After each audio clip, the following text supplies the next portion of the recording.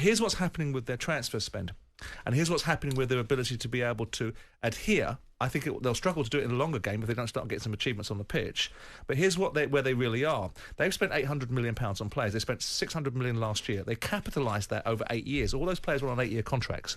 So all of a sudden, that £600 million spend is reducing at £75 million a year. So you're charging $75 million because you're dividing 600 by 8. Right, you're reducing your 600 million spend by 75 million every year.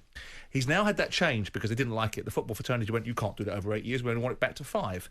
So this year's spend, right, will be 300 million, around about that. Right. And it'll be reducing at 60 million a year. So he's now losing 75 million each year from the spend last year, plus 60 this year. But he's gone and sold 250 million worth of players in 3 transfer windows, and all of those players have produced an outcome that have been profitable to Chelsea. He sold Kai Havertz for 60-odd million quid. He bought him for 60-odd million quid, but on his balance sheet at the time, when he sold Kai Havertz, he was carrying him at 25 million. So he sold him for 60, he's booked a 35 million pound profit. He sold Mason Mount, who's an academy player, for 60 million quid. He's booked a 60 million pound profit. So over the 3 windows, he's booked somewhere in the region of 200 million worth of transfer gains on his balance sheet, and he's reducing it by 135 every year. So he's 65 million pound in credit right now on his balance sheet against transfers. That's how he's doing it. Now, eventually, if Chelsea don't pull up revenue and start to get back in the Champions League or generate other revenue streams, this is going to catch up with him sooner rather than later.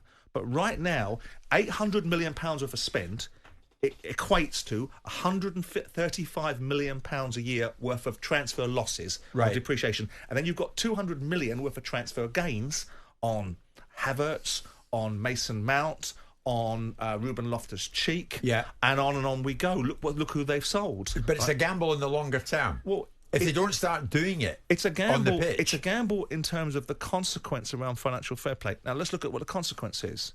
The consequence in financial fair play is a financial consequence, right? Are we suggesting that people that have paid £2.5 billion for a business that are funding £800 million of transfers won't take a smack on the knuckles like other clubs are getting right now? 10 million here, 20 million pounds there. I'm not suggesting he's aiming for that, but right now people are saying, how the hell can you spend £800 million on transfer fees and not be breaching financial fair play? Well, I've just told you, if you're depreciating that at £135 million a year, and you've just sold 260 million pounds worth of players over 3 transfer windows, and most of those players, with the exception of Timo Werner, which was sold at break even, are booking you a profit, you've just covered the last 18 months worth of potential losses and going into next year as well. Now, in 18 months' time, if Chelsea are still spending at this level, are still carrying that level of depreciation, haven't balanced the books by selling more players, and haven't got themselves into the Champions League, then they're going to get caught.